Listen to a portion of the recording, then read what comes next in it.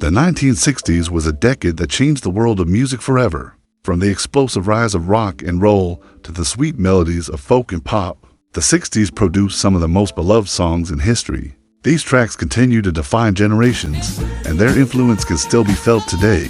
But, as with any era of great creativity, there's always a darker side, and the 1960s were no exception. Behind the catchy tunes and unforgettable lyrics of these classic songs lies a collection of shocking, even terrifying, secrets. These songs, many of which are considered timeless anthems, hold hidden stories of personal struggles, emotional breakdowns, betrayal, and loss that are far from the happy, feel-good image they project. Some of these songs are tied to moments of intense personal anguish or political turmoil, and their creation was marked by fear, despair, and often deep psychological trauma. Today, we're diving deep into these unsettling truths. What makes these secrets even more intriguing is the fact that, for decades, most of us have been blissfully unaware of the true stories behind the music. From moral panics to personal tragedies, these tracks are more than just tunes. They are the soundtracks to the emotional battles and the real-life horror stories of the artists who created them. Let's explore the 8 most terrifying secrets behind some of the 60s biggest hits. 1. Louie Louie by the Kingsmen in 1963. The Kingsmen's version of Louie Louie was unleashed onto the world, and what seemed like just another rock song quickly spiraled into one of the most bizarre moral panics in music history. At the time, the song's raw, unpolished sound coupled with the slurred vocals of lead singer Jack Ely led many listeners to believe that the lyrics contained explicit content. The Kingsmen's Louie Louie was soon accused of hiding obscenities beneath its fast-paced rhythm. This sparked outrage across America, particularly from concerned parents and conservative groups who feared that the song was corrupting the nation's youth. The controversy grew so intense that the FBI became involved. For 2 years, federal agents launched an extensive investigation into the song, convinced that they were dealing with a subversive piece of propaganda that posed a threat to public morality. The FBI went to extraordinary lengths in their effort to uncover the so-called hidden dirty lyrics. They analyzed the song at different speeds, trying to decipher what they believed were obscene words. They even hired lip readers to study footage of the Kingsmen performing, and linguistics experts were brought in to dissect the song's phrasing. The investigation eventually became a farce, and the file documenting the absurd efforts was later declassified. Under the Freedom of Information Act, however, the real story behind the song was far less salacious. The truth: Jack Ely's dental braces made his vocals slurred, and the band had recorded the song in a rushed session at a small studio in Portland. There were no hidden, filthy words, just a simple rock song about a sailor longing for his love. The controversy, though, had already taken a toll. Radio stations banned the song, booking agents canceled gigs, and the band watched as their promising careers collapsed under the weight of a misunderstanding. This moral panic destroyed what could have been a lucrative career for the Kingsmen, even after the FBI concluded that there was nothing inappropriate about the song. The damage was irreversible. The Kingsmen were left with a tarnished reputation, and their musical legacy would forever be linked to this scandal. To California Dreamin' by the Mamas and the pop hash one, we think of California Dreamin'. We imagine the warmth of the West Coast sun and a longing for escape. The song has become synonymous with 1960s optimism and the hope that a better life could be found in sunny California. However, the story behind the song is anything but idyllic. It was born from the emotional chaos of a love triangle that nearly destroyed the Mamas, and the Papas. The internal strife within the group reached a boiling point in 1966, when John Phillips, the band's leader and primary songwriter, discovered that his wife, Michelle Phillips, had been having an affair with fellow band member Denny Doherty. This revelation came at the peak of the band's success, and it shattered the harmonious public image they had worked so hard to maintain. Michelle was temporarily kicked out of the group, leaving John, Denny, and Cass Elliot to pretend that everything was fine while they performed their hits about love, unity, and togetherness on national television. The betrayal went deeper than just an affair. John Phillips later found handwritten love letters between Michelle and Denny, detailing not only their physical relationship, but also their shared dreams of leaving the band to start a life together. John described reading those letters as watching his entire world collapse in real time. What made matters worse was that many of their most romantic songs had been written during the period of Michelle and Denny's affair. Every harmony they sang on stage, Every loving glance exchanged between band members had been a lie. California Dreamin', written by John Phillips, was actually a reflection of his emotional turmoil. The longing for California in the song wasn't just a longing for sunshine. It was a desire to escape the pain of his crumbling marriage and the internal chaos of the band. The creation of the song was further complicated by John's drug use during this period.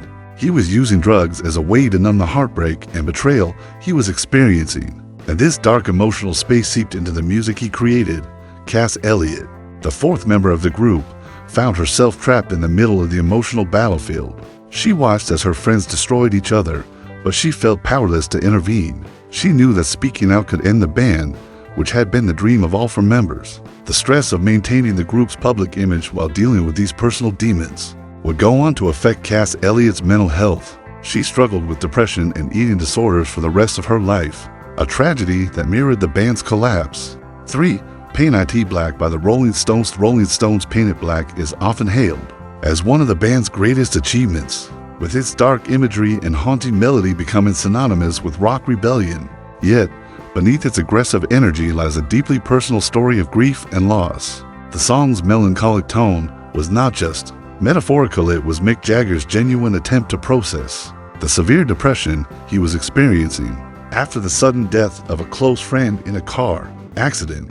Although the band has never publicly named the person who died, those close to Jagger during that period have described the emotional devastation he felt.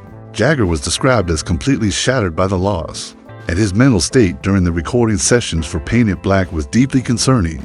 According to studio musicians, Jagger would often isolate himself between takes, staring into space, seemingly lost in his grief. His usual confident persona was replaced by a distant, hollow demeanor that made those around him worried for his mental health. Producer Andrew Oldham recalled being genuinely concerned about Jagger's psychological state.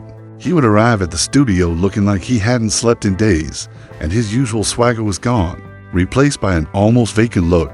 The recording atmosphere was thick with sadness, and it was clear that Jagger was struggling to keep it together. The haunting sitar melody that defines the song was not planned. Brian Jones, who played the sitar, had initially experimented with the instrument during a particularly difficult session. Jagger was having trouble getting through the vocal takes, and sensing his bandmate's emotional state, Jones began playing the sitar in an effort to provide a musical backdrop that matched Jagger's pain. The sitar, which had a sound unlike anything the Stones had used before, became an integral part of the song, further reinforcing its emotional depth. The success of Paint It Black created a bitter irony for Jagger. As the song became a global hit, Jagger was forced to perform it night after night, reliving the emotional pain he was trying to process. Every performance brought the grief back to the forefront, and it became a constant reminder of his personal loss. To cope with the emotional toll, Jagger began drinking heavily, and his mental state continued to deteriorate in the years following the song's success. Jagger slowly began to process his grief. However, it would take him a long time to fully move past the trauma that inspired Paint It Black. The song remains a powerful reflection of the emotional pain that defined that period in Jagger's life. 4. The Sound of Silence by Simon and Garfunkel. The Sound of Silence has often been viewed as a poignant commentary on the lack of communication in modern society. But decades later, Paul Simon revealed a much darker truth. The song was inspired by the shock and numbness he felt after the assassination of President John F. Kennedy in 1963. Simon wrote the initial lyrics while sitting alone in his bathroom, strumming his guitar in the dark, contemplating the collective silence he witnessed in the days following the tragic event. The sound of silence wasn't metaphorical, it was the eerie quiet that fell over New York City. In the wake of the news, even the usually bustling streets seemed to hold their breath, as if the city itself was processing the horror. This quiet was not just the absence of sound, but a profound emotional numbness that seemed to take hold of everyone around him. Simon became obsessed with this emotional emptiness and spent weeks walking through New York City, observing how people interacted, or more accurately, how they failed to interact. On the subway, he watched as strangers avoided eye contact, and in restaurants, he saw families eating in complete silence. The television, which dominated the national mourning period, became a substitute for human connection. Simon struggled with his own moral conflict about profiting from this national tragedy. He felt guilty about turning the grief of the nation into a commercial product, and this guilt weighed heavily on him as the song gained immense popularity. This internal conflict caused tension between Simon and Garfunkel, with Garfunkel embracing the song's success while Simon struggled with the ethical implications. In interviews, Simon confessed that the sound of silence became a source of deep personal frustration. He saw himself as someone who had commodified authentic emotion, exploiting the collective grief of the nation for commercial gain. The guilt Simon felt over this perceived betrayal of artistic integrity influenced his songwriting for years to come, leading him to create more introspective and self-critical work. The success of The Sound of Silence also caused a permanent rift between Simon and Garfunkel, as their differing views on the song's meaning and their right to profit from it created lasting tension within the duo. 5. House of the Rising Sun by the Animals 1964 version of the traditional folk song. House of the Rising Sun became an instant hit, but the band members were horrified when they discovered the disturbing truth behind the lyrics. What they thought was a simple folk tale about a house of ill repute in New Orleans turned out to be based on a real establishment with a hauntingly tragic history. The House of the Rising Sun was not just a fictional place, it was a real building in New Orleans that had been linked to the exploitation and abuse of young women. The song's lyrics tell the story of a young person whose life was ruined by this house. But research revealed that it was based on an actual brothel that operated in the early 1900s. Historical records show that many young women who entered the House of the Rising Sun were never seen again, and some who tried to leave were physically prevented from doing so.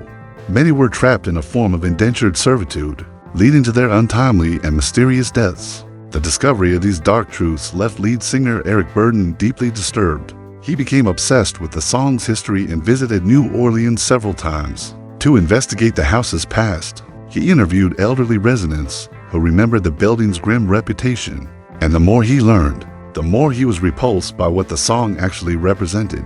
Burden's growing discomfort with the song reached a breaking point when he refused to perform it during live shows. This caused significant tension within the band and with their management, who insisted that the song was their biggest hit and should be included in their performances. Burden's refusal to perform it stemmed from his discomfort with celebrating a place tied to such horrifying real-world events. Further research revealed that the house had operated with the protection of corrupt local officials who had received bribes to ignore the disappearances of young women.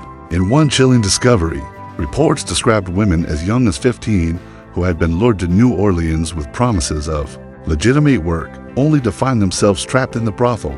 To make matters worse, in 1928, the building was destroyed by fire, and many victims were believed to have perished inside. Although the official investigation deemed the fire an accident, there were strong suspicions that it had been an act of arson to cover up the crimes that had taken place within the building. Despite the band's contractually obligated performances of the song, Burden could not shake the feeling that they were celebrating violence against women every time they sang it. Though the building was eventually demolished, local residents still reported strange occurrences and unexplainable sounds emanating from the site for decades. This eerie phenomenon only added another layer of unease to an already haunting story. 6. Good Vibrations by the Beach Boys. Good Vibrations is widely considered one of the greatest pop songs of all time, celebrated for its groundbreaking production and innovative use of the studio.